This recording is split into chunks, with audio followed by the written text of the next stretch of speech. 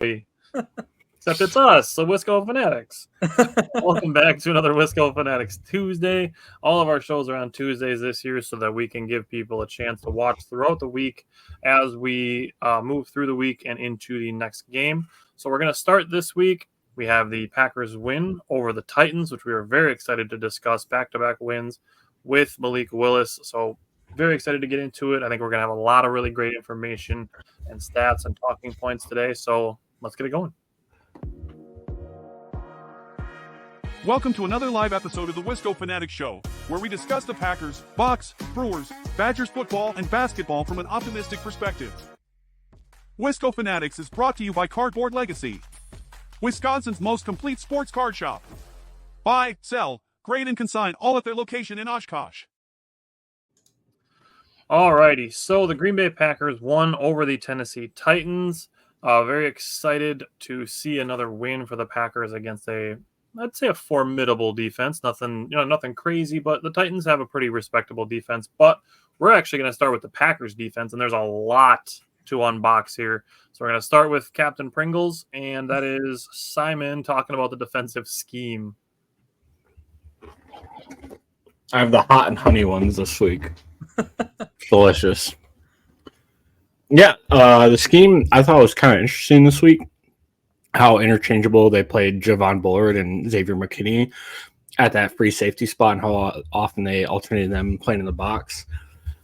Javon Bullard played 9 snaps and Xavier McKinney played 14 snaps in the box. And there was 4 snaps where Xavier McKinney played like on the D-line, like that far up in the box. So I think Jeff Hafley was kind of in his bag this week. They brought a lot of exotic blitzes. They blitzed on 20.5% of the time. And they had 12 pass rush snaps outside of the defensive line and edge players that resulted in 3 pressures and 2 sacks. So I thought that was really interesting. So, Jake, on that same vein, just stay in the pass rush. Yeah, pass rush, dude. Holy crap. We have made it on time this week. Attaboy.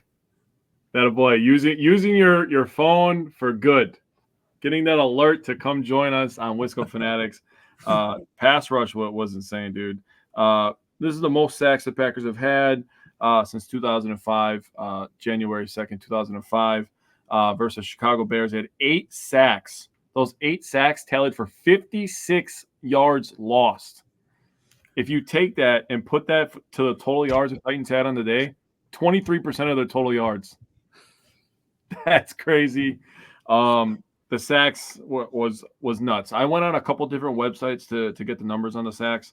Wyatt had 2, and Enagbare 1.5. Smith was credited with 2. Van Ness was credited with 1. McDuffie, Walker, and Cooper were all credited with a half sack. So do the math at home over there.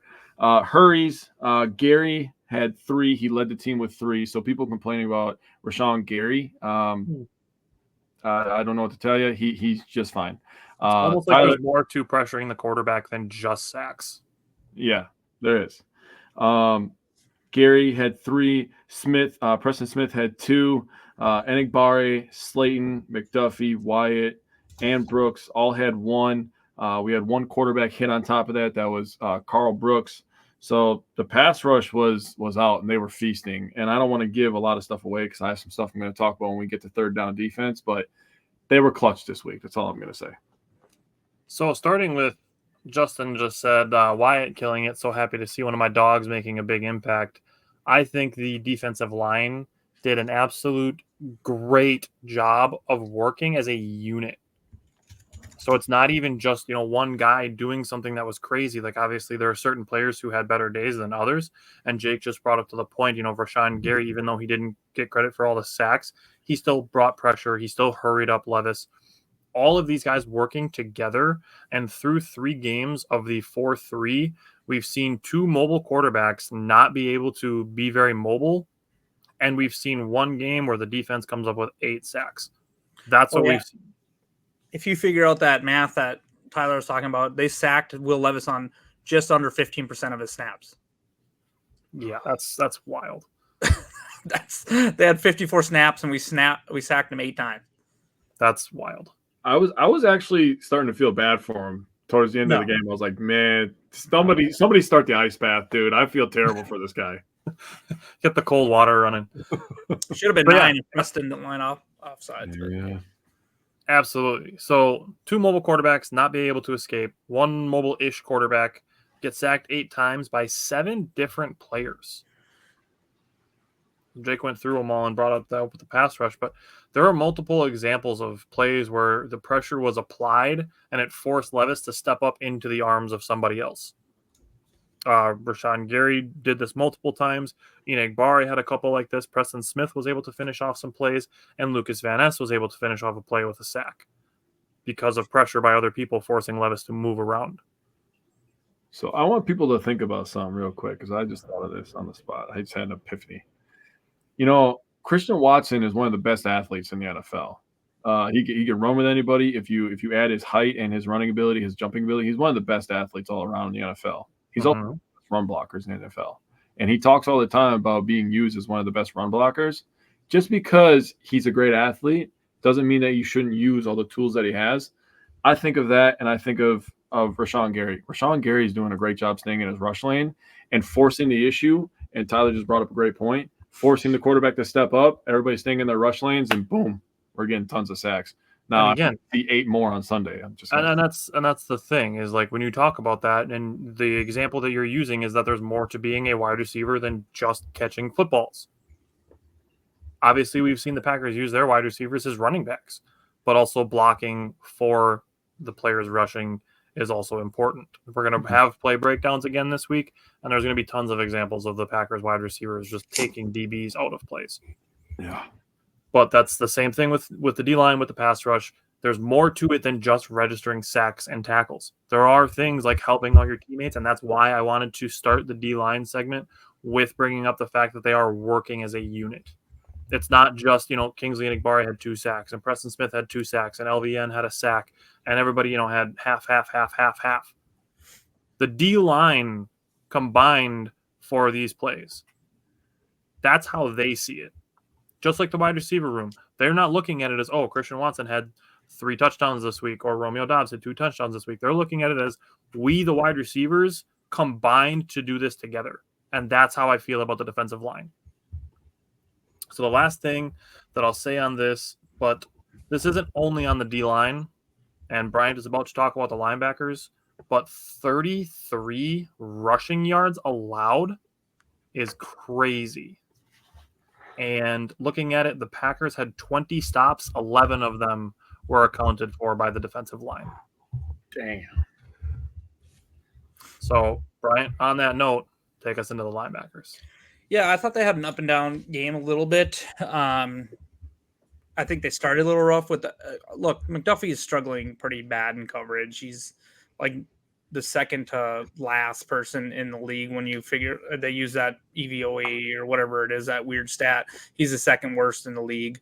So he's struggling in coverage for sure. But him and Quaid, their tackling is just, you don't see them miss tackles hardly ever, or so far this year you have not seen it. I know McDuffie got credit for 1 this game, but that 4th down stop they made against Will Levis was standing play, outstanding recognition for them both to get out there to stop him there. So like I said, I like their tackling ability. So on that 4th down, then they each shared that each of them had a half a sack, so they were able to get some pressure there. Cooper also had a half a sack. Cooper, he did have a missed tackle as well. But what I've noticed about the missed tackles this year a lot is they're happening in the backfield, which is it's slowing up the play. And then you'd like the 1 or 2 or 3 yard loss, sure, but a lot of those are only turning into 1 or 2 yard gains, which on first down that puts them behind the sticks. So those are good plays. There was one play where Cooper mirrored Tony Pollard's jump cut right in the middle to the hole, and he just met him right in the hole. And it was I don't think he got credit for run stuff, but it was like a 1 yard gain. It was just an excellent play by him. Each week now, Cooper's snaps percentage has slowly ticked up. I think we're going to see that continue. I do think I do want to see Eric Wilson on the field more, to be honest. The first 2 games, every time he was on the field, he made plays. He didn't make any huge splash plays this week, but I think he only had like 7 snaps or something. 8. McDuffie, like I said, his tackling, he's sure up. I want him on the field where it's like they know it's like 3rd and 2 or 3, and they're probably running up the middle or something. That's where I want McDuffie in the game a lot of times. I want it more where he's not on the field as much as coverage snaps because he is struggling bad. There was the one play where like Quay and McDuffie just stopped and watched the wide receiver go right between them. Neither of them cheated towards the middle. It's a bullet throw right between them, and that seems to be happening a lot. You had McDuffie was just slow to react and got beat over his head in the end zone for that touchdown. But overall, I think the game was fine. They only allowed 11 carries for 33 yards. Another thing that was impressive is the long was just 8, and that was a scramble by Will Levis. So they did not let a run up over 10 yards this game. So they faced. Obviously, this was the worst running back they've played so far this year. They've faced 2 really good ones, but overall, I thought they had a pretty, maybe a slow game start, but picked it up towards the second half. Simon just noted that he had 7 catches on 7 looks, so his coverage is just rough, and it's just got to get better. Or maybe they need to put him in a different position and let Quay and Eric Wilson or Cooper do more of the coverage and tell McDuffie to be the spy, or however they need to do it. They just got to get him out of coverage, because God help me if we see McDuffie on JJ at all this game. And Vikings are going to try to scheme that up. I promise you, they're going to try to scheme it up. I like the idea of Quay and Cooper. Yeah. Justin said first to second round linebacker would be perfect for next year's draft. I can tell you it's already on the radar as far as we are concerned, the 4 of us. Or maybe a trade this year. There's going to be a trade, and I have a good one, but keep going. God. Okay. Well, you keep going. We're coming back to you. 3rd and 4th down. Oh, my turn again. Here we go. All right, so 3rd down, dude. They held them to 3 for 9 on 3rd down, so you can't really complain about that, right? 2 of the 3 third downs that the Packers gave up to the Titans was on the first drive. Oh, wow. You want to talk about literally demoralizing somebody? How about you sack them 8 times? You have 4 of those sacks be on 3rd/4th down, and 2 of their 3 third downs that they pick up is on the first time they have the ball. They got their ass whooped after that. Talk about tightening the screws down. Oh, my goodness. So on a 3rd and short, we got a sack from Van Ness. They went 2 for 3 on 3rd and shorts. 3rd and mediums, they were 0 for 1. That was a sack by Preston Smith. 3rd and longs, they were 1 for 5. There was a sack by Cooper and Enagbare, an interception by Xavier McKinney, and then on 4th down, that was the sack by McDuffie and Quay. So the sack monsters were out on 3rd down. They pinned their ears back, and they were clutch this week. When they had to get off the field, they got off the field, and I was just like, yeah, this is what I've been waiting for so long. When I'm screaming at my laptop, like, can we just have a goddamn defense, please? And it felt so good to enjoy a Sunday where we were just demoralizing on offense. Instead of it happening to us, Settle down, Andrew. Andrew said sack monster sounds sus. It definitely does. Justin brought up the quote that was Elton Jenkins.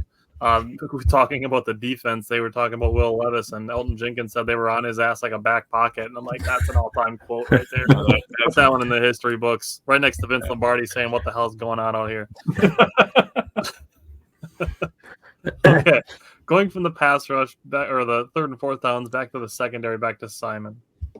Yeah, I thought the secondary played decently well this week. Another 2 interception game. Obviously, the huge pick 6 by Jair. It was like it's so funny, like watching Packers fans lose their mind after one drive. Like you just see them like, oh, what's this? What's going on? What's happening? Blah, blah, blah. And then they just shut them down basically the rest of the game. After that, defense to make Will Levis look competent. Yeah. And then he immediately throws a pick 6 on the next drive. So good on Jair on that one. But after the first drive, they absolutely just shut down. I mean, Stokes had a little trouble with D-Hop, but I mean, he's still a savvy veteran. DeAndre Hopkins. Yeah, he's DeAndre Hopkins. He knows what. Stokes, you look the next Kevin King. Like, my God. Fucking DeAndre Hopkins. Yeah, I feel like Stokes had a great start to the year. Yeah, I think he's playing pretty good. Yeah. I agree. But anyways, I thought they did pretty well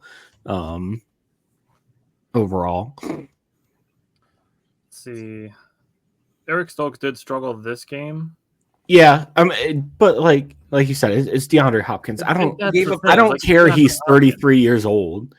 Like he's still a good wide receiver. He might not be as athletic. That play he made on Eric Stokes is his bread and butter. He's done that to everybody in his heyday. And furthermore, Stokes was right there. It's just a really good throw by Will Levis and a great play by a Hall of Fame wide receiver. Not to mention he's like 4 inches taller. Yeah. I'm not mad at it. I'm not either. And neither should Packers fans be. Justin said Stokes is probably a little timid from coming off that injury and covering D-Hop. I don't know if I agree with that. I think Stokes has been real. I don't think he's been timid at all. I think he's been really good in run defense. He had that really good diagnosis where he hit him right at the line of scrimmage or behind. He stopped the screen. Yeah, I think he's been really good. Really good. Like I'm excited how he's played. He was not targeted against the Colts, and he allowed 2 for 3 against the Eagles. So I mean, pretty quiet. And honestly, like we've talked about this in the past, I know this. It's similarly to offensive linemen. When you're talking about cornerbacks, if you don't hear their name, that's a good thing. Unless it's obviously interceptions, but yeah. Other than that. Okay. Simon, anything else you wanted to say on the secondary? No, that was pretty much it. Back to Jake for the red zone.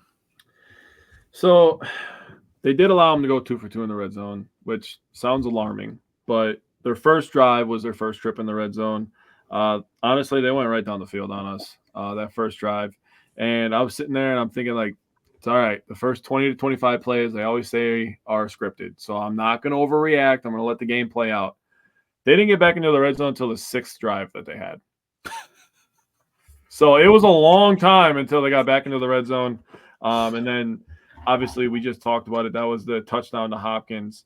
But, you know, if I was looking for an area to improve in the red zone, it would just be the pass coverage from the middle linebackers. I think Brian touched on that pretty well, but tight ends are just going to feast on us in the middle of the field if we're just going to allow big, giant holes like that. And I don't care who it is. I mean, that guy looked like a bobblehead out there wearing the Guardian cap, and he was just wide open. He couldn't have been more wide open. He looked wide open with his big-ass helmet on, but it was like, come on, guys. I was like, I'm not mad, you know, at the touchdown on the first drive. I'm just a little bit mad at how soft the coverage was in the red zone a little bit. That's something that could be cause for concern if you were looking to have concern about something. But I'm not really worried because the defense, like Tyler said before, said it beautifully, tightened the screws down, and they really shut shit down. So that's all I had on that. All right. So, Bryant, special teams. Yeah, happy for Narveson to where he went officially he went 3 for 3. He did get saved by a penalty. It was a penalty. It was that sneak through, so they called it. Good job on the refs catching that play. I mean, you got to, you know, they get a lot of crap for a lot of bad calls they do make, but you know, to catch something like that was a pretty good call. So 3 for 3. Hopefully it's a confidence builder. He had 6 kicks on the day, official kicks on the day. He went 6 for 6. I feel like that 47-yarder that he made can be a big confidence booster because that was a big kick still in the game, right? That put us up 2 full scores. At that point, that makes it they have to score 2 touchdowns and convert 2 2-point conversions to even tie us with like 8 minutes left in the game. So that's a big kick right there. But you want to see him make the 48-yarder or whatever that he missed. So I seen him coming out of halftime. They showed him on the field. He was kicking a 62-yarder to warm up for the second half. As far as punting, we only had 5 punts, averaged just under 49 yards a punt, and had a long on 63. The dude is a weapon at this point. He was this close, dude. He was this close to putting one inside the goal line. Yeah, he was right there. So he didn't have any inside the 20, but he still averaged 48.8 yards a punt. You know, the 63-yarder obviously helps. Jaden Reed had a couple return chances, didn't do too much with them, 7.5 yards. And unfortunately, you can see Keyshawn Nixon getting frustrated. You see him catch the ball, and he's been pounding it like in his hand and stuff. He's getting really frustrated. Hopefully, as the weather cools down, maybe the kick won't, you know, go as far, and he'll get a couple return chances. Because I feel like he really feels like he wants to like earn this contract that he's been given by that weapon too. That's probably part of the contract that we thought, you know, hey, he's going to be a weapon here for us. Yeah. He hasn't got to show that yet. However, I do think the NFL needs to do something at this point. And I don't think it's moving up further because you have these kickers if we can get off topic a little bit here, we have these kickers like Harrison Butker or Aubrey in Dallas. If we move in another 5 yards forward to the 45-yard line, say this is 1 minute left in the game, they get the ball at the 35-yard line. Literally with Aubrey, you could get 1 first down and you can be in field goal range at least for a chance to win the game. I feel like an offense needs to have to do more than that and earn it more than that. Yeah. So what I think they need to do is leave it at the 30. Fine, we're already seeing way more field goal chances and everything from there, but they just need to back the kicker up. Put them at the 25. You're not kicking it 75 yards into that deep into the end zone. Yep. And so I think that's the move they need to make if they're going to do something. Yeah.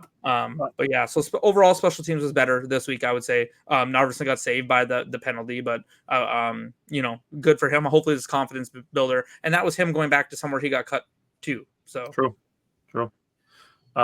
Justin Butker missed one this week, and Justin Tucker again. Like, I don't know what it is. Like, it's like, cool, I got Justin Tucker in fantasy football this year, and now he sucks. You know what they should do? They should cut him, and then he can come to Green Bay. Exactly. Yeah. I'm down for that. Matt asked if the Vikings are beatable. I believe so.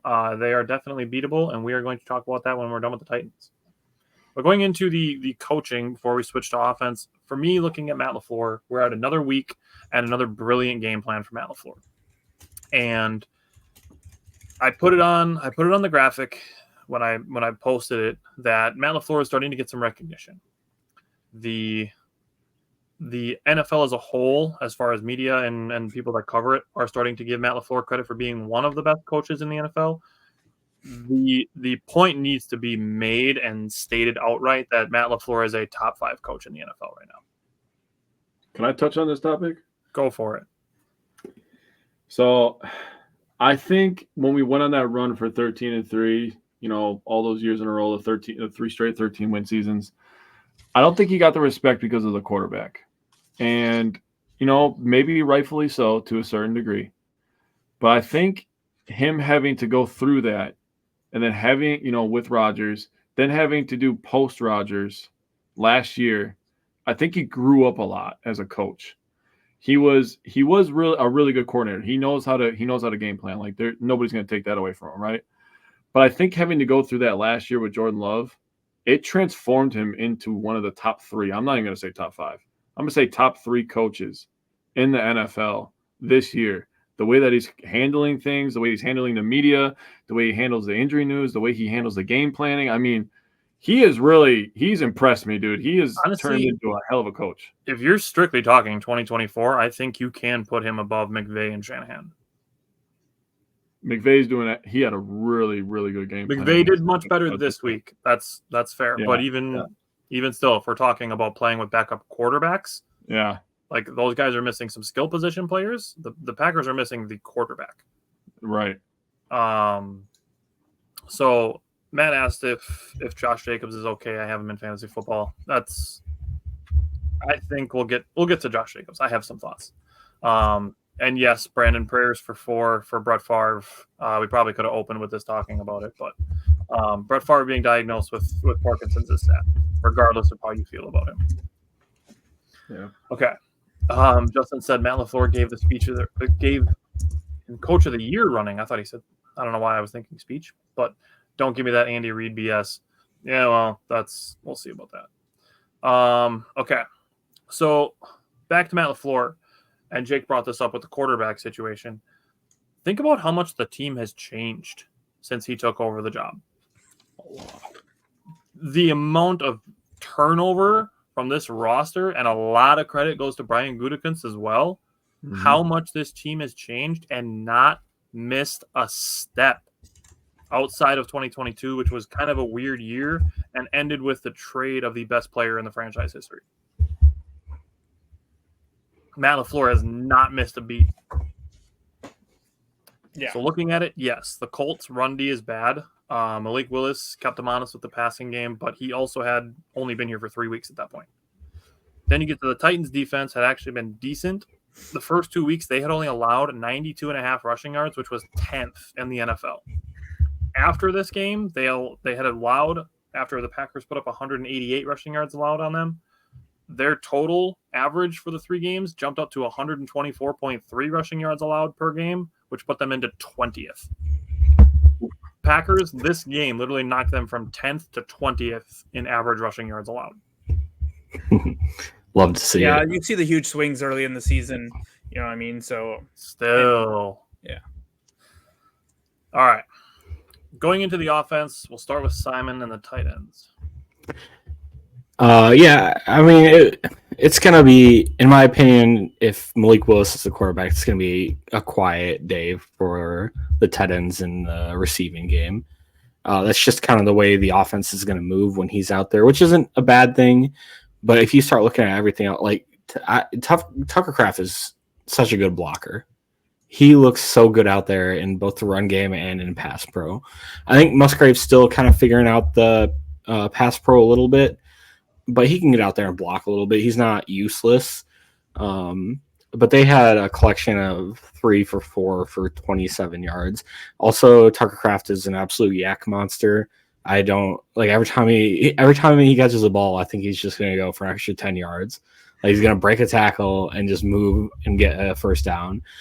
The announcers couldn't stop talking about his blocking. Yeah, he looks so good.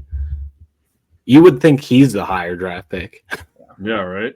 Gutekunst I know he had the drop, they would have been but you okay can if they give had those, drafted them in the opposite order. Yeah.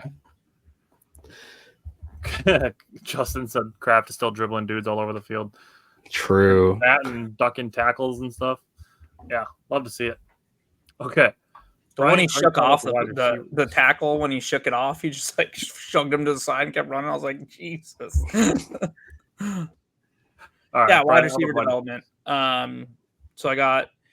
So they had a good game. I thought Christian Watson had a really good game. I thought Romeo Dobbs had a really good game. I thought Jaden Reed once again showed his versatility. The one I want to get involved a little more is Wicks. I thought I almost seen him get a little frustrated. I thought the one ball thrown to him that was just wide of him, I thought he could have made a better effort on it, if I'm being 100% honest. But it was hard to see from that angle. But I do know all of them. The ball was even coming in his direction on that one. Yeah. So I do know that, they're all getting on the field for the most part. I can't remember the exact snap count for the wide receivers, but so yeah, Wicks had 29, Watson 34, 36, and 43 for Dobbs. Reed had the 36, and Watson had 34. So they're all within, a decent amount of snaps of each other. Dobbs, I think, deserves, because he's so well-rounded. He reminds me of like our James Jones back in the day. His third down catch was huge for us. That was his only catch, but he does that. And then they just are always involved in blocking. Watson is involved in the blocking. Jaden Reed in the end rounds. So that was pretty good. So I expect there to be a big uptick in their production if Jordan Love is to come back this week. Now the Vikings are good, and we'll get into that. But I think they're doing a good job playing within the scheme and the game plan. And I like the answer that, Christian Watson, I think someone asked him about like, oh, you're not, getting stats, or how important is that, or whatever. And he said, I'll let the wins, do the talking or whatever. Like, he just wants to win.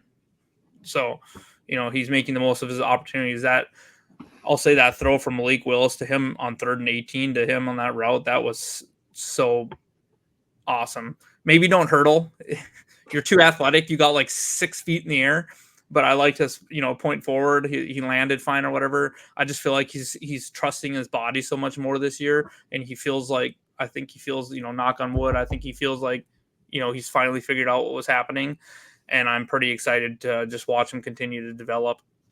Yeah, that's all I got for wide receivers. But I thought they've done a great job these 2 weeks, and I'm excited to, continue to watch them. Yeah. Justin, we're going to get to the running game in just a minute. Firstly, I have to talk about the distribution of the passing. So last week there was only 14 pass plays. This week we jumped up to 19.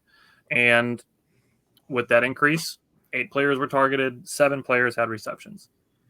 Reed had 6 targets, Kraft had 3, and then Wilson, Watson, Wicks, and Dobbs all had 2 targets each. Looking at Malik Willis, he was 1 for 3 on 20-plus yard throws. That was the deep ball to Christian Watson in the first drive. He was 2 for 3 on passes between 10 and 20 yards. He was 5 out of 6 between 0 and 10, and he was 5 for 7 between behind the line of scrimmage. Now, there were 2 drops in this game. He could have been 15 for 19, which would have looked even better. 1 drop in that 5 out of 6 from 0 to 10. So he could have been 6 for 6 between that 0 to 10 range, which is good to see. Obviously, the shorter passes being extremely accurate. And then there was 1 drop behind the line of scrimmage. That was the second trip to the red zone where they settled for the field goal. by Jaden Reed. Looking at it, Malik Willis was 4 for 8 on play action plays, but both drops also occurred in play action. So again, he could have been 6 for 8 on play action passes, which would have been very encouraging to see for Malik Willis. So going into the offensive line, we'll go back to Brian. Yeah, I thought they had a solid game. I think Myers has been playing his best ball since he's gotten to Green Bay. How many times on these running plays do you see them, Ryan and Myers, running up the field, getting second and third level blocks? They did it again this week. I talked about it last week. I think they're doing outstanding. Malik was credited for taking 3 sacks, but I don't know that I would count a single one of those on the offensive line, really. A couple of them where he was kind of scrambling forward and just got caught up. And then the one that was, for okay loss was that I thought he held on to the ball too long there and he just needed to get rid of it. But overall, that was pretty good. He was 13 for 18 when kept clean, and he only had 1 throw under pressure. So, I mean, the Packers offensive line has been stellar with not allowing sacks really this year. And the crazy part is, people are knocking on him a lot because of the penalties. Look, I understand the penalties need to get cleaned up. They need to get cleaned up also because I feel like you start to get that reputation for the year. And a lot of times those refs will start just throwing flags because you'll have that reputation as being a penalized team. And I can guarantee you, Kevin O'Connell is probably hitting up the league this week. They all get to send in their points of emphasis. Oh, this player holds all the time or whatever. So they're probably looking at that. I'm not worried about Rasheed Walker because guess what? The only time you're really going to hurt his name is once or twice a game when he's had those penalties. He's going to get that cleaned up, right? So, look, the Packers have 7 runs of over 20 yards this year. Leads the league. They have 17 plays of over 20 yards this year. Leads the league. You don't do that if your offensive line isn't playing that well. And they have had a few of those taken back for a penalty, like that big run by Josh Jacobs. That hold didn't need to happen. And that's where it goes back to people like, oh, Josh Jacobs. And I won't get too much into it because I know Tyler. But there were several runs that got taken back from the offense line, unfortunately, from him. But I think they're going to get better in the run, rush blocking or run blocking. They, were number 1 in the league in rushing right now. You just don't do that without a good offensive line. I get it that Malik added a lot by running, but guess what? The O-line held up enough and for him to get around and get out. Same with the wide receivers, deserve a lot of credit as well. So I think maybe people are being a little hard on the offensive line. Tennessee was better against the rush. We didn't, aside from Malik, we didn't have a huge rushing game. But guess what? It was good enough to where we made them respect it. Also, the Packers are also leading the league with their running backs are getting 1.8 yards per carry before contact. So that tells me they're getting a push. Love that. Hopefully they can continue to do it this week against a really good defense. But overall, I don't even think they're playing their best ball yet. I think they're a few steps away from that, but I feel like they're going to get there and they're going to get to playing back like they were towards the end of last year. And this offensive line will be a top 5-8 in the league again. I think part of it too is like we've seen all of them individually play really well, but we haven't seen them all as a unit play at their best. I think that's what you were getting at. But the other thing that I've been seeing a lot of people saying with it is I think when you're talking about the penalties, I think it's honestly, and I'm purely speculating here, and I know that some people are different with it, is that some people are trying to just find some form of negative takeaway. Yeah. I think that's absolutely something that some people are doing. Similarly with, look at who they're playing. Like, I don't care. Okay, well, how about Titans defense hadn't allowed a 30-yard play all year? We got a 30-yard play on the first play of the game, and then we had another 30-yard play in the second drive. Yeah. And we had a 30-yard run called back for penalty. Yeah, sure. Yeah. And it was kind of a hold from Rasheed Walker. He just didn't let go of the guy soon enough when he was trying to get by him. That's what literally the thing that's plaguing Rasheed Walker right now is he's got the guy blocked up. Every offensive line holds inside the pads. He's just not letting go fast enough. That's what it is. So they can coach that. If that's his issue, they can coach that. Yeah. And the other thing with this too was the people when we gave credit to Jeff Halfley for the top performer graphics this week, and people are saying, look who they played. It's like, dude, I would take 3 turnovers and 8 sacks against the Bryce Young-led Carolina Panthers playing with 4 offensive linemen. I would take 3 turnovers and 8 sacks against a college team. Like, those are insane numbers. I don't give a shit who you're playing. Yeah, especially when one of the turnovers is 6 points. Yeah. Exactly. Big deal. Darian and I disagree on that point too. I don't. Once Love's back, you leave him on the field. We don't want to get into this wildcat crap. He's not Taysom Hill, okay? He's not going to be playing. He's not going to be lining up and blocking people. He's not going to be running routes like a tight end. So if Jordan Love is healthy, people have fallen in love with Malik Willis over the last 2 games because we won and they've. But you should be falling in love with Matt LaFleur, if anything, just as much, if not more. Also, don't forget that Jordan Love was second in the league in passing touchdowns and was literally the best quarterback or one of the top 2 quarterbacks in the league the last 8 games of last year. If we're looking at strictly the quarterback room, and we can get to this more, Malik Willis expands the running ability of the quarterback because that's what he does. Yeah. But the Packers passing playbook expands like tenfold with Jordan Love in the game. And that's where their strength lies, and that's where their playmakers lie, is in the passing game. And that passing game is going to open up the running game for Josh Jacobs a lot more. Exactly. So on the vein of the running game, Justin was saying, obviously Jacobs is the workhorse, but how about our 2-headed monster backfield with Wilson? Yep. So Simon, go ahead.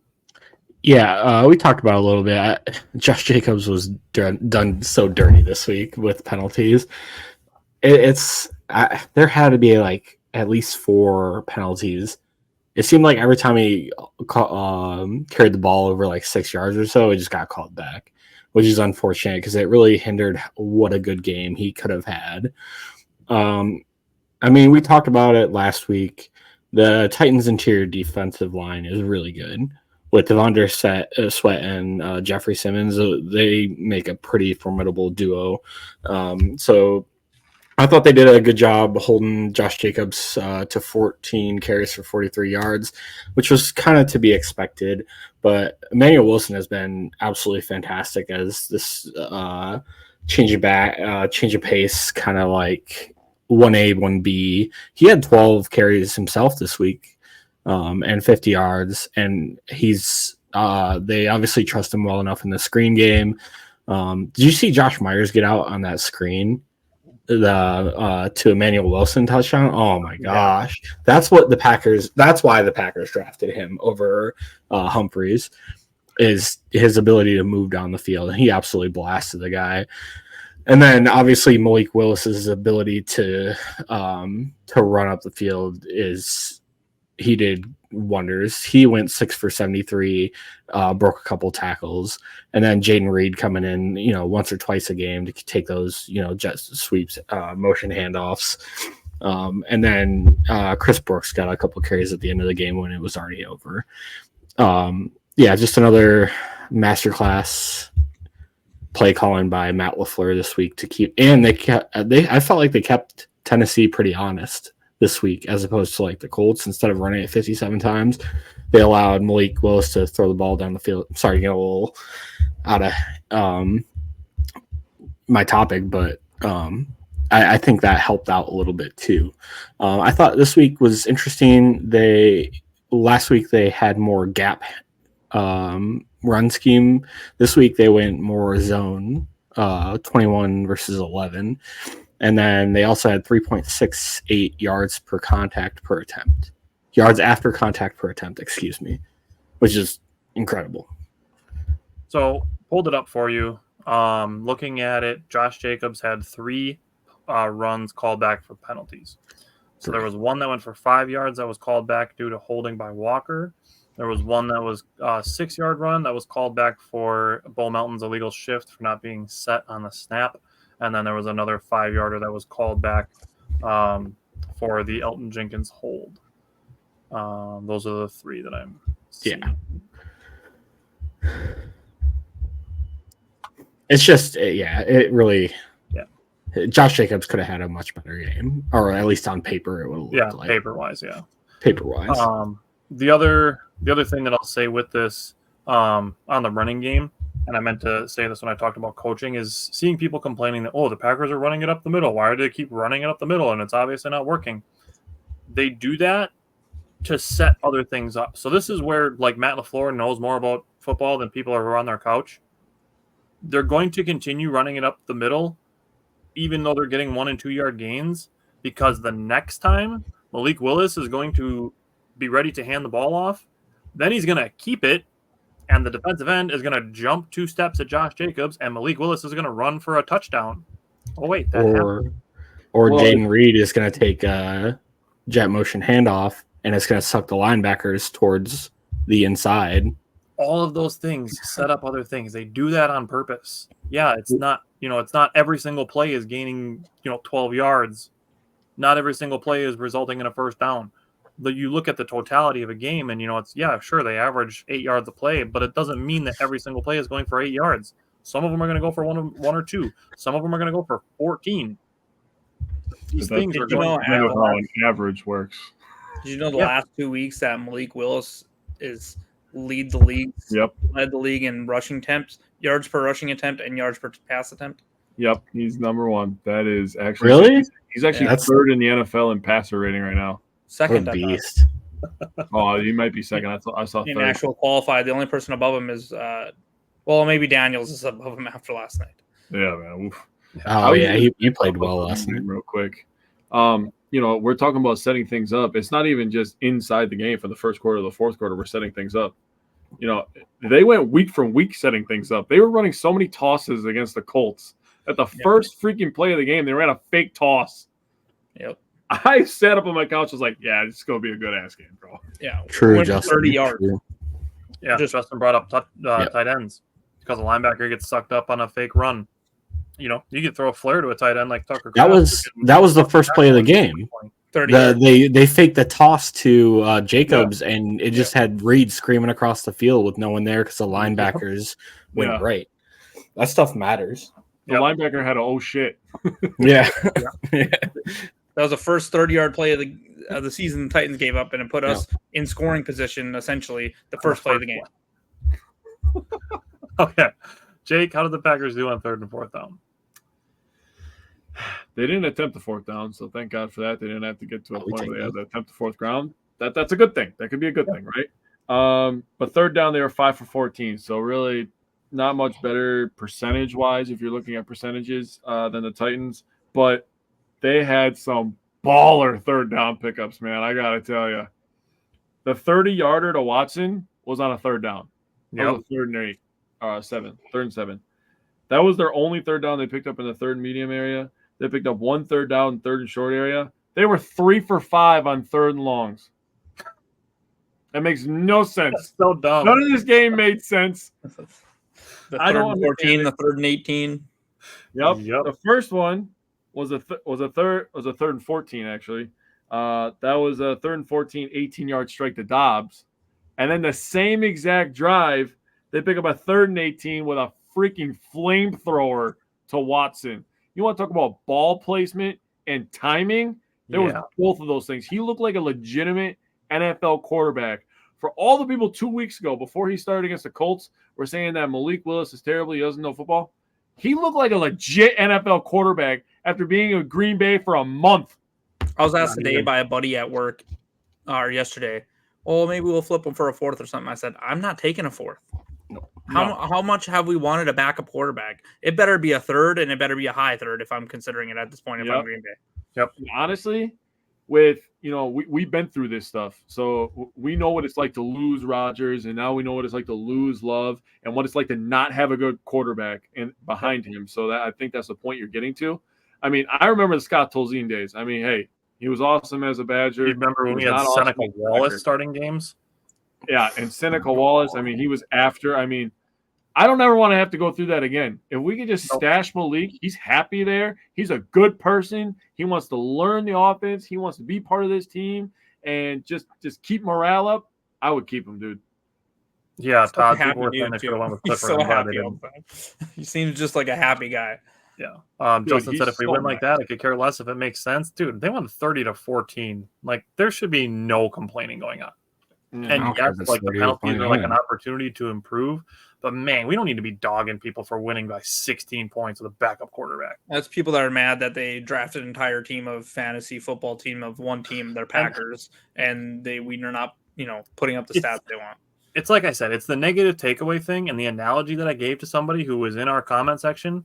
I'm like, that's one of those things where like you bring your parents home an A-, and you got 19 out of 20 right, and they're like, you couldn't get an A. Yeah, That's the people whose first takeaway is to complain about penalties. That's what we're focusing on. You got the one question wrong, couldn't get an A. Like that's what people who are complaining about penalties before anything else. Like that's like, what are we doing here? They won 30-14. All right. Okay, Jake. Anything else you wanted to say on 3rd and 4th downs? Just to do a little bit better in the 3rd and short is probably the only thing I would talk about, honestly. But other than that, I got no complaints. Adarian said he doesn't want to see Watson try to leapfrog or Emmanuel Wilson. Hey, the Emmanuel Wilson play was freaking awesome, dude. That was freaking awesome. Not that the Watson play wasn't bad. If they would have got hurt or they would have been like, grabbing at a leg or something like that, I would be a little bit more worried. But they both got up and they were laughing. I mean, Emmanuel Wilson literally tweeted that he was laughing. He was like, I was smiling in the middle of it. Like, dude, that play was fucking awesome. They're gamers, dude. And Watson, to his point, he got a leg down before he fell. So, like, he didn't go straight to his back or anything like that. He got a leg down, so he was able to push a little bit. Yeah. Justin said, so my 28-10 score for this game was pretty accurate. Not bad. Not bad. Not bad. Todd said, I bet Miami wishes they had a backup QB like Willis. I bet they do. Okay. Looking at the red zone, the Titans were allowing 33.3% touchdowns. The Packers scored 33.3% touchdowns. The first drive, they scored a touchdown. That was the short Malik Willis touchdown run. The second drive, they did get a field goal. They had 2 short runs and then a rare drop by Jaden Reed on 3rd down. And say what you will, if he catches the ball that he's going to get rallied on. But we've seen Jaden Reed get into positions on the edges outside the hash marks where it looks like it could be a no gain or a short gain play or even a potential loss of yardage. And then all of a sudden he's gone for 12 yards. So I'm not going to rule out that Jaden Reed doesn't score a touchdown if he holds on to that football. Mm-hmm. Then the third trip, they started at the 13. That 10 to 20 yard line range still seems to be a spot where they can improve more. That's a spot that they struggled with last year as well. The Titans did get a coverage sack on 3rd and 3 at the 6-yard line. So that drive also ended in a field goal. All in all, still got points on every drive. When it comes to playoff time, which is still a long time away, those numbers I would like to see higher. So looking at it, the Packers are averaging so far this season 30% touchdown percentage. That is 29th in the NFL. Oof. Last year, their average was 53.42%. That was 17th with half of a bad season by Jordan Love. That's the difference if you're talking about Malik Willis to Jordan Love. They go up percentage-wise about 20% on 3rd down. In red zone touchdown percentage. So that's the other part of going from Malik Willis to Jordan Love. So, Jake, I'll go to you first. Give me your thoughts just on Malik Willis specifically before we switch to the Vikings. I mean, what can we say that we haven't already said or thought about Malik Willis? I mean, the amount of time that he's been here, for him to pick up the offense and just be able to run the offense the way that he has. Now, the first game, obviously, we talked about at the Colts. It was a lot of running, right? Now, Brian gave credit to him last week about, not fumbling the ball. Tyler and I did some play breakdowns. I gave credit to him on his footwork for that stuff. I mean, that's all the little things that you have to learn that, that's the stuff that people overlook. It's the same thing with throwing a football. People overlook the legs. A lot of throwing a football is with the legs. People just think throwing is just with the arm, but a lot of it is down here. Same thing with hitting a baseball is all lower body, right? A lot of hips. Baseball, all lower body. So that kind of stuff matters. And for him to pick that up, in stride and lead us to 2 wins, I couldn't be happier. Justin said Willis keeping the ball instead of making a bad throw is definitely an underrated aspect of his playmaking skill. That's just like more testament to him having the awareness of not trying to force something. The fact that he's played 2 games and hasn't even had a turnover-worthy play is definitely a testament to him playing within himself, playing within the game plan. Darian said, personally, I'd like to see Green Bay try to give Luke Musgrave and Tucker Kraft more red zone targets in the future. And I think that's another one of those things that would increase with Jordan Love in the games. them keeping less blockers in, which right now the extra blockers that they're going to keep in are tight ends. So, Simon, what did you think on the whole about Malik Willis? I mean, what can you really say after 2 weeks? I think what was it?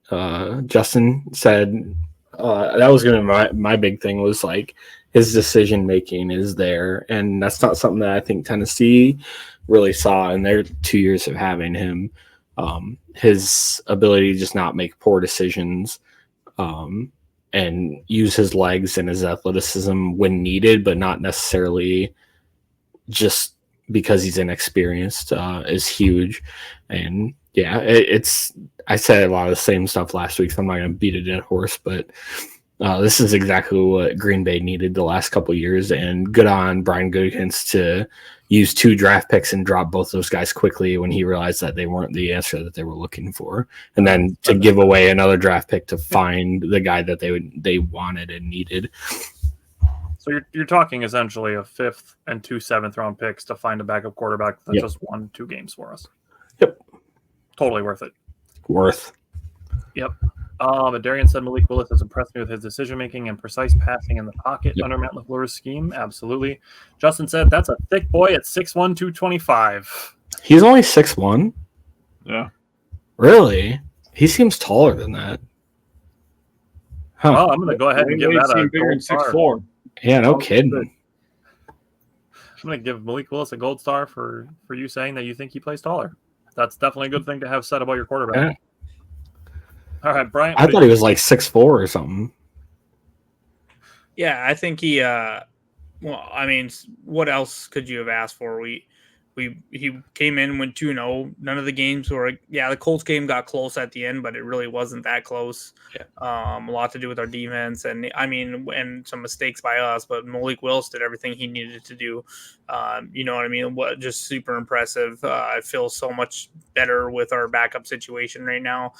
That's a shout out to Gutekunst and a shout out to Matt LaFleur for, getting him ready. Tom Clemens, who, all of them to just put all the work in to get him ready. And you never know. It's possible we see him again this Sunday. I mean, Packers doctors are notorious for clearing people. I mean, if you watch Jordan Love's pregame workout, I felt like they were putting him through a pretty tough workout. So that kind of indicated to me he probably wasn't going to play, but he looked really good doing it.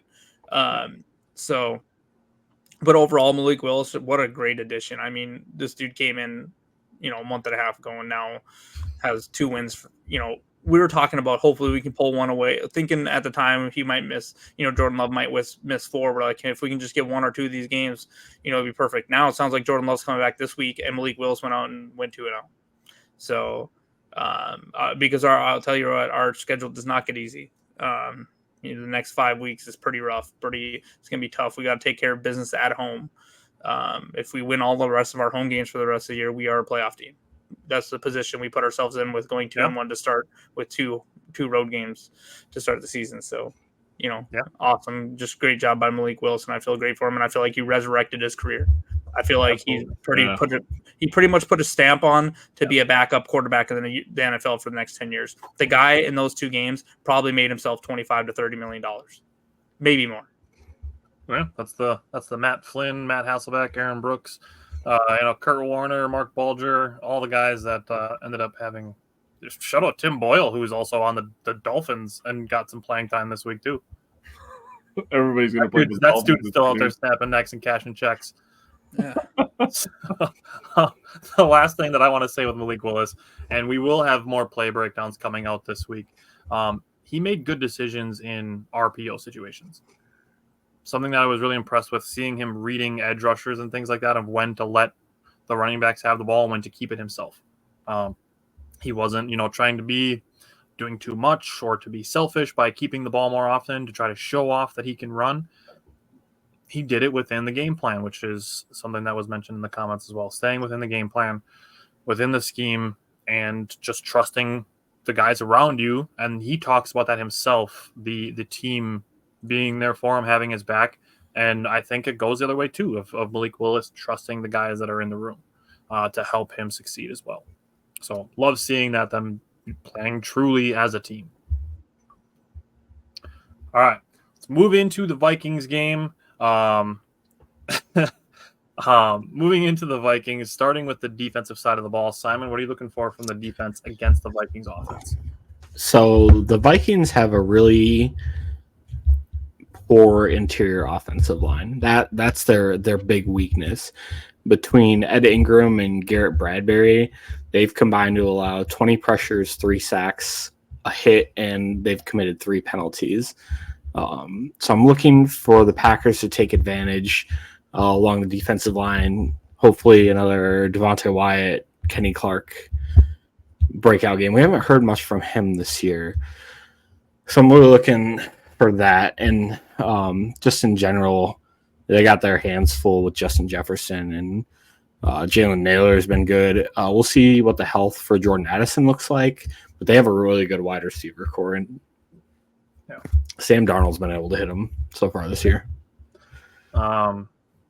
Justin said Wyatt's going to eat. Todd said Van Ness. We'll talk about these guys. So looking at the defensive line, I'll be looking for the Packers defensive line to get some pressure on Darnold. He's not super mobile. The Packers generated 5 sacks on non-blitz plays against Tennessee.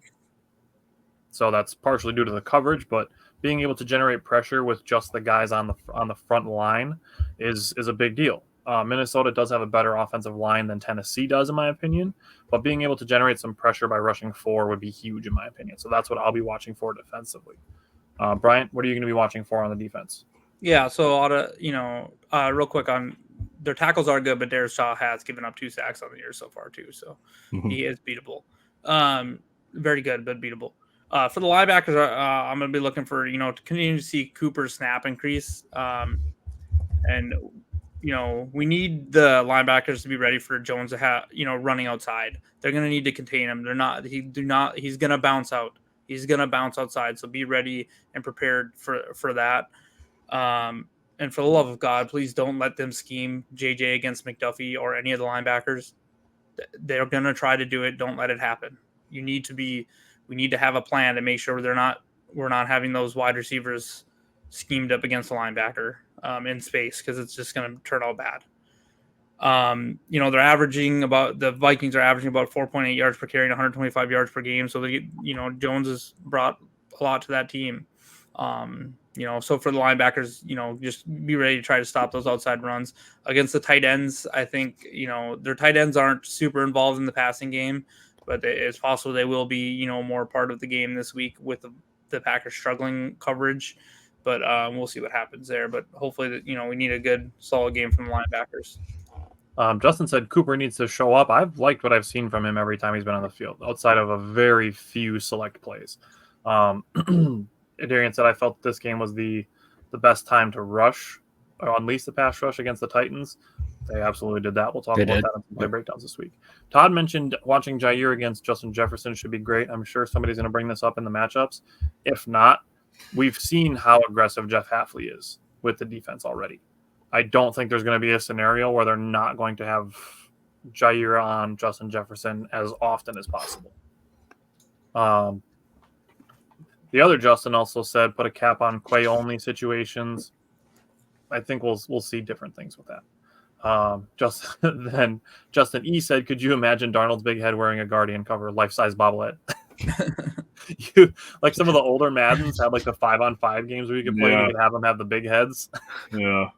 Dude, if I'm like to get out, I know people are kind of laughing about the Guardian caps. I think they're hard to notice, but if I'm like I'm Tua or something, if I'm the Miami Dolphins, I'm telling you, if you get back on this field, you will have a Guardian cap on. Otherwise, you will not. He's gonna wear one next game. I promise. I don't knock anybody for wearing them, especially about, like we mentioned it earlier. Like Brett Favre was diagnosed with Parkinson's. You can't tell me that his football career didn't have a large impact on that happening. He said we've seen the effects of CTE on football players. Like if you have a chance, even if it's only 10 to 12% reduction, dude, I'm not gonna be like, oh, it looks dumb. Yeah. I thought they've done an impressive job with not really making him that noticeable. Like you can see it when they zoom up on them, but when they're just lined up along the line, you can't really see it. Yeah. And the players themselves have said it doesn't add a lot of weight. So like, dude, if you are trying to reduce your head injuries, like more power to you. And honestly, anybody doing it should just be supporting it. Yep. And Darian said the Vikings game is the time to see more from the linebacker core, especially Quay Walker. I feel like he's slowly getting better, but still not quite what you would expect from a first-round pick. But yeah, Justin E said there won't be no next time in my Eminem voice. Yeah. All right. Did I miss anybody on the defense? I'm just kidding. Jake, what are you watching for from the defense? Yes, thank you. Okay, so I also wanted to talk about Ed Ingram and center Garrett Bradbury. I think, I'm just going to let Simon, have all the notes because he was clearly reading off my paper.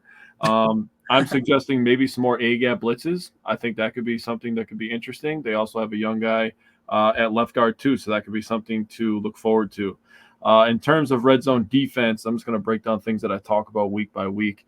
The Vikings, this is touchdowns only. They are 70% in the red zone touchdowns. They're 7 for 10 on the year. They went 2 for 2 versus the Giants, 1 for 3 versus the San Francisco 49ers, and then 4 for 5 versus the Houston Texans last week. So the red zone defense is going to have to step up a little bit. Maybe hold them to some more field goals. That could be something that could change the game, the red zone defense stepping up this week. In terms of third down defense, the third down defense has been good, so I don't really have any complaints. The only person that I'm thinking about on third down is a guy who we are very familiar here in Green Bay, and that's Aaron Jones. We know how much of a matchup problem he can be, especially on those third and shorts, third mediums. If Kevin O'Connell, who to his credit, we keep talking about LaFleur, Kevin O'Connell is also an excellent schemer, play caller. He's going to try to use Aaron Jones as a weapon in the passing game. I guarantee he's seen how our linebackers are covering tight ends and running backs out of the backfield. Everybody besides Cooper has really, really struggled, in my opinion. So we got to watch Aaron Jones, especially on third downs. That's really going to be a key for me. All right. So in the interest of not giving up Simon to read all your notes, I'll come to you first for offense. But going to Bryant, what are you looking for from special teams? Just make it kicks, really. If they get an opportunity to return it, great. I doubt it. We haven't seen it yet this year. So really just make your kicks that are there for you. This is another. So we've kind of gotten away. We could have afforded to miss a kick against Tennessee. We did miss one against Indy. Offense is explosive Minnesota. We're going to need every point that we can get.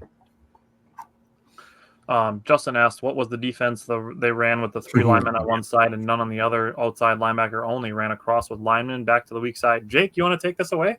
Dude, that is the Baltimore Ravens special, dude. They've been doing that for years.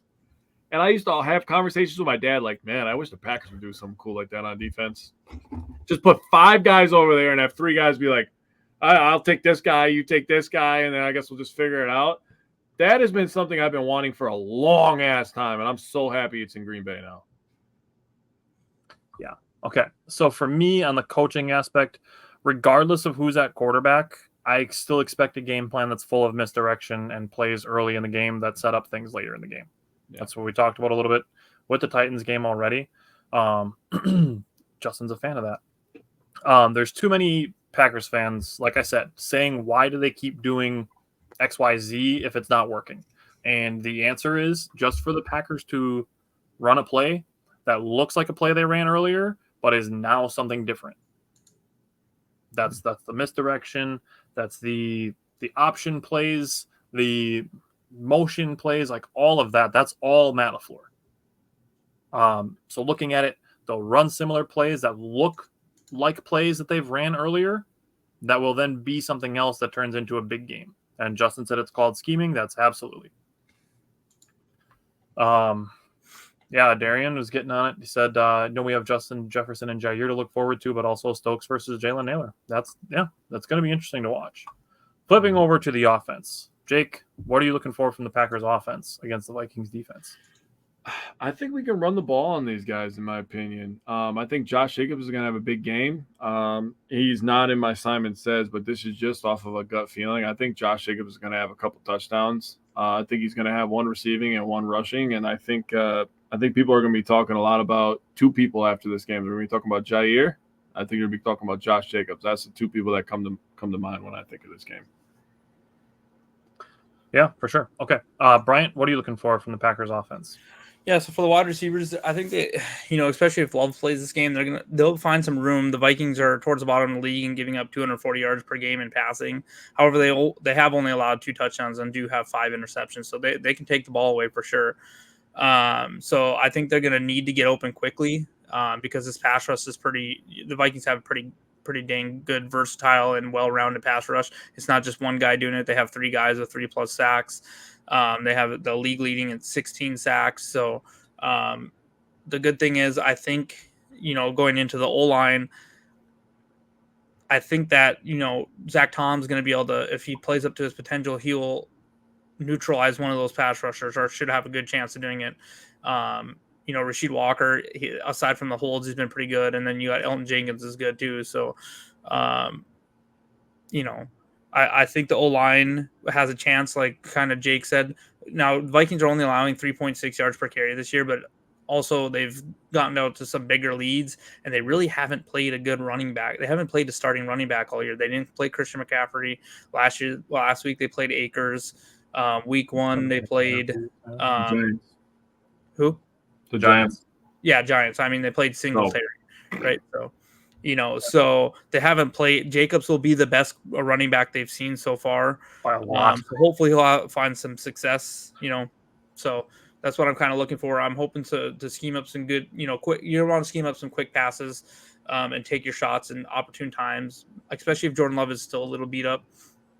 I will say Darnold, I guess I'll talk injuries in a second, but he also has a knee bruise, so a bone bruise, so he might be a little stagnant too. So that might even out these quarterbacks. So, pick and choose when you're going to take your shots, hit your quick throws, and then hopefully get Jacobs going a little bit.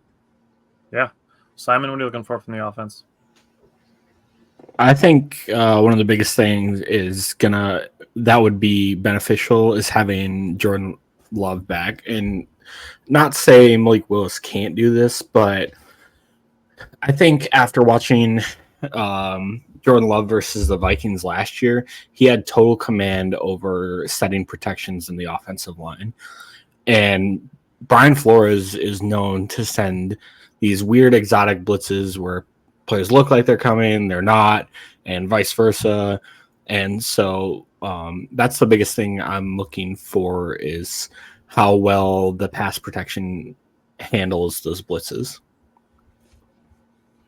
Yeah, and on the passing game distributions, it's really just going to be looking for more of the same. We're in year 2 of Jordan Love plus 2 Malik Willis games. Just keep spreading the ball around.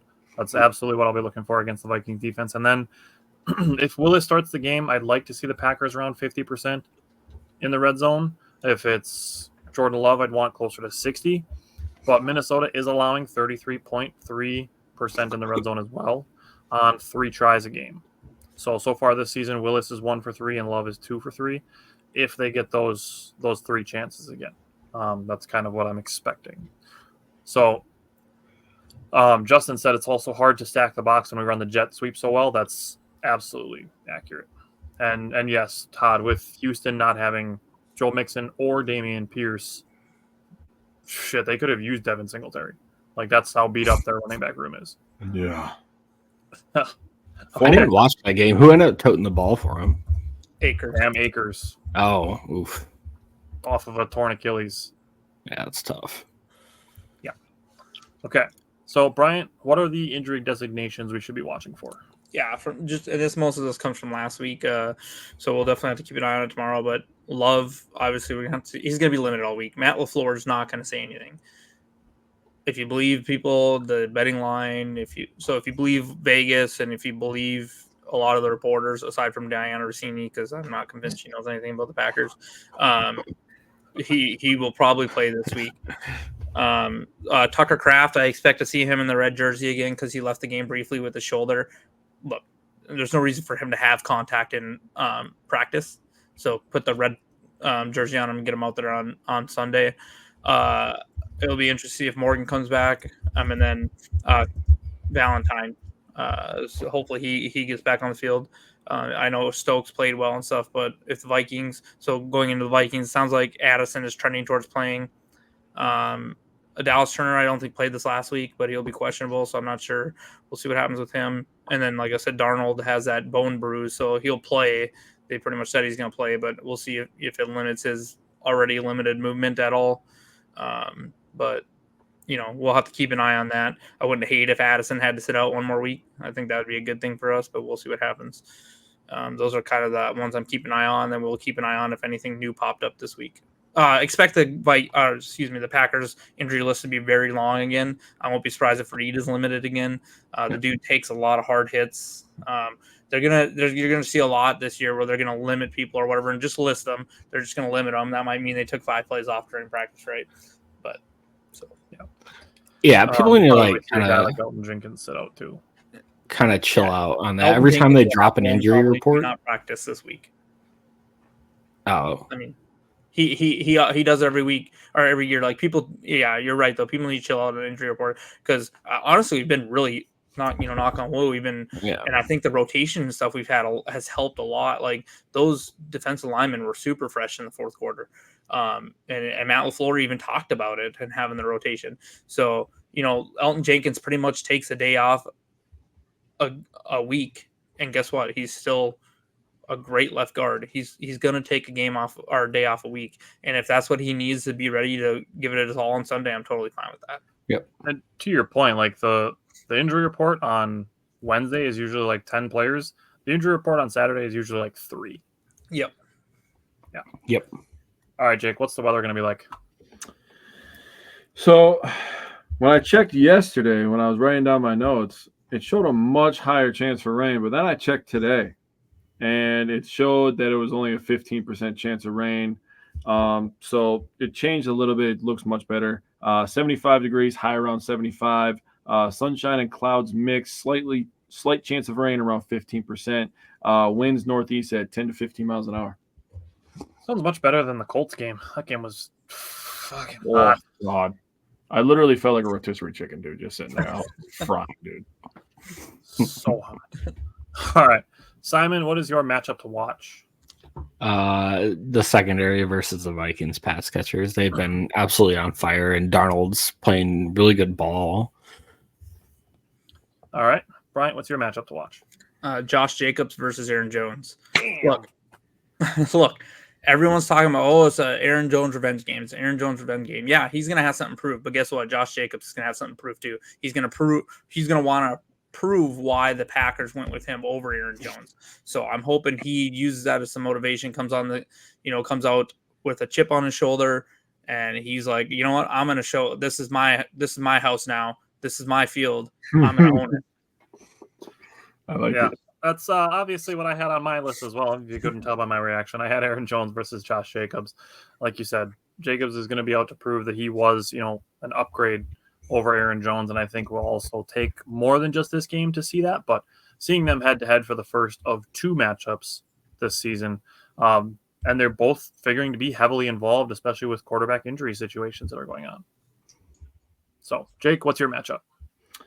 So I have Brian Flores versus Matt LaFleur. So last week, Brian Flores blitzed Stroud 56% of the time on his dropbacks on Sunday. For the game, for the year through 3 games, Minnesota is second in the NFL at 39.3% of their play calls are blitz. But to counter that, Green Bay is number 1 in the NFL in motion percentage at 80.5%. So I think the motion going against the blitz-heavy scheme. Now, this is going to be really key. I thought Simon was kind of tiptoeing around it before. It's going to be really Love comes back. We'll see how big of a sack Flores has if he's going to send those same blitzes, and if Love is going to be able to diagnose that stuff and hit some deep bombs like he did last year to Jaden Reed and the Bo Melton game, if everybody remembers last year, New Year's Eve. Game. Oh, Todd said Watson against Gilmore. Justin said one on the screenplay, in my opinion. Gilmore's been dog shit this year.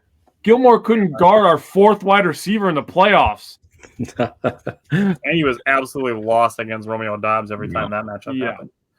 But looking at it, honestly, Justin, with the screen game, that's actually something I think the Packers have been really good against. Even as far as Quay and McDuffie have struggled, they both made plays against screens this week. Isaiah McDuffie made a tackle on Tyler Boyd, a wide receiver, this week. on a check down that's still in the open field, in the similar near the line of scrimmage stuff. Eric Stokes made a great play against the screen against the Titans.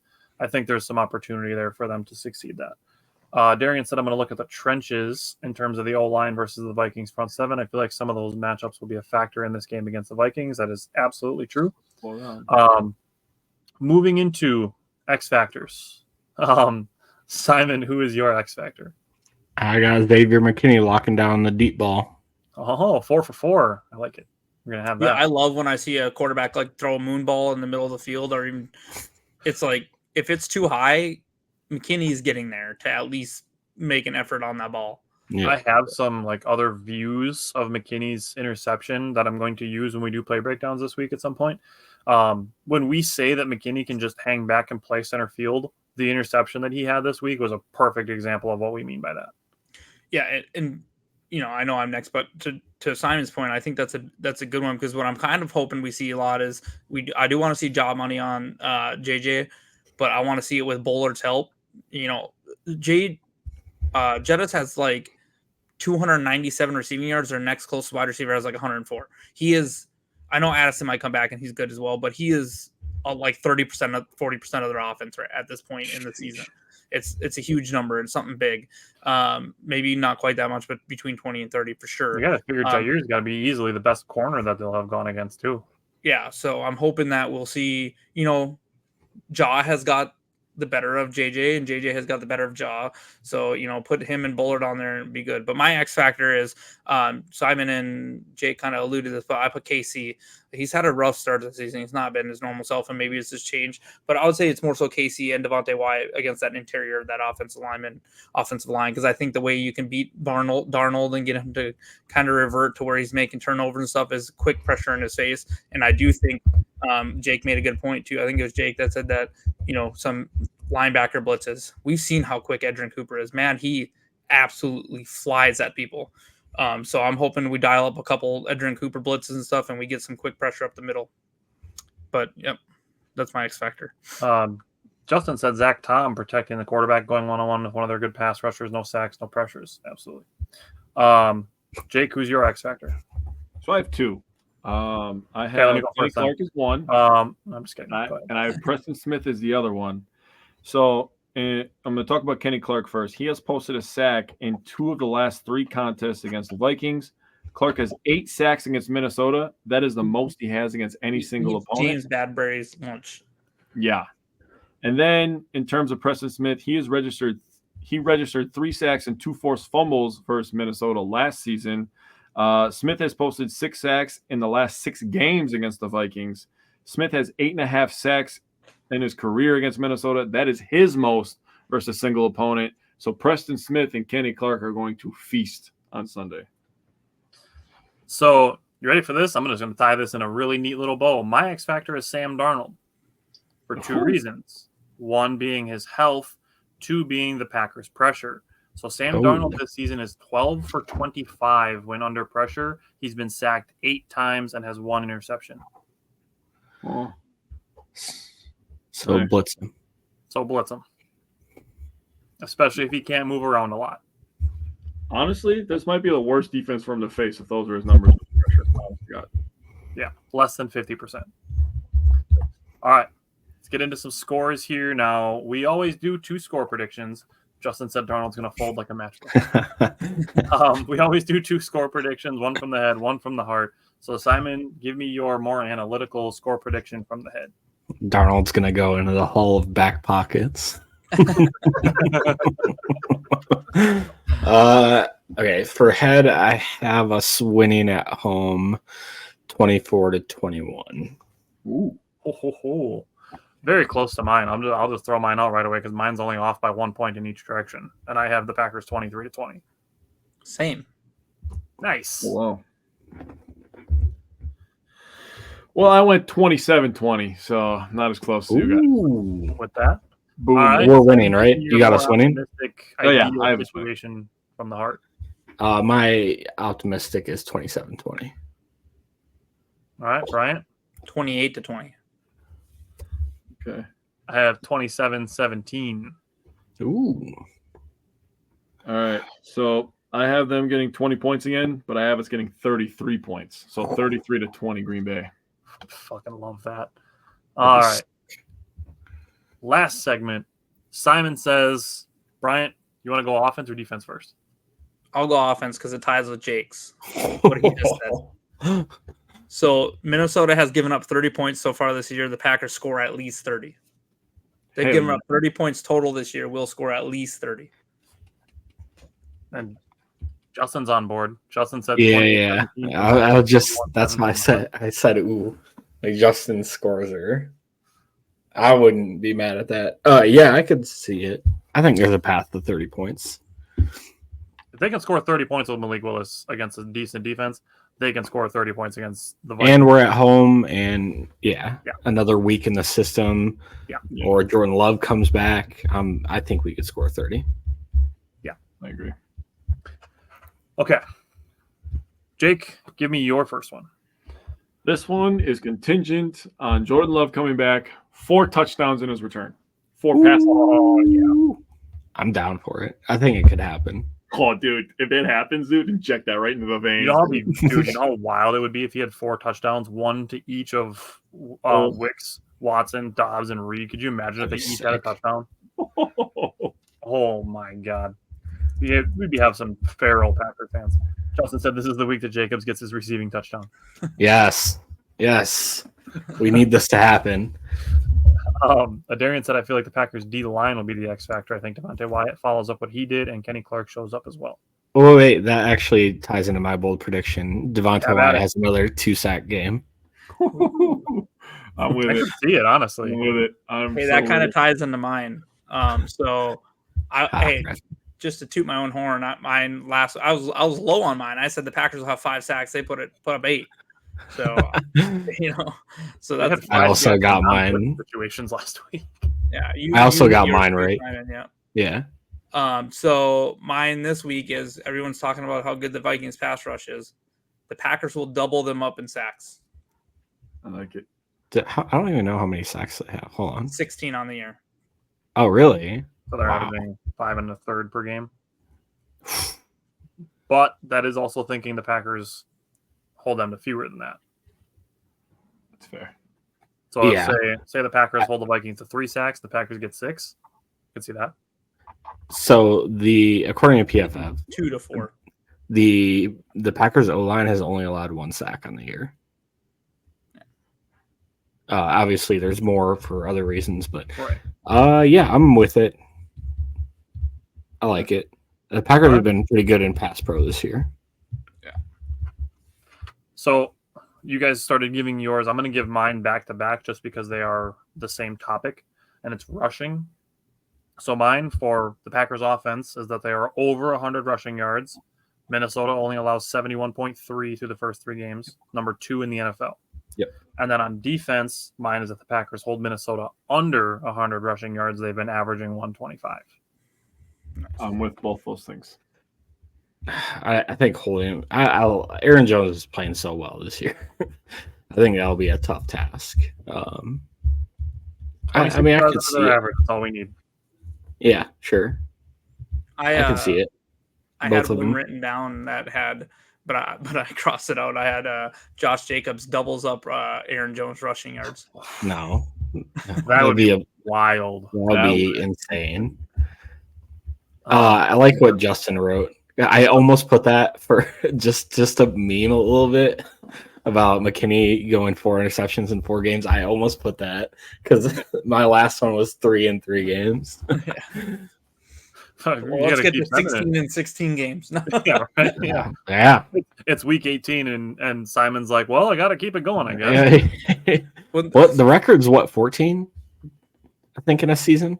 That's enough. Set like way back in like 1950s or some shit. Crazy. That's a good question.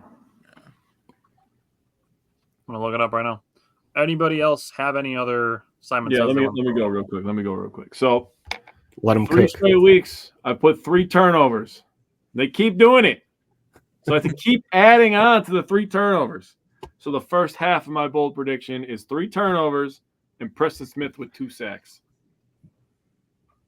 Okay, is that two different ones or No, it's just one thing. Both things got to happen.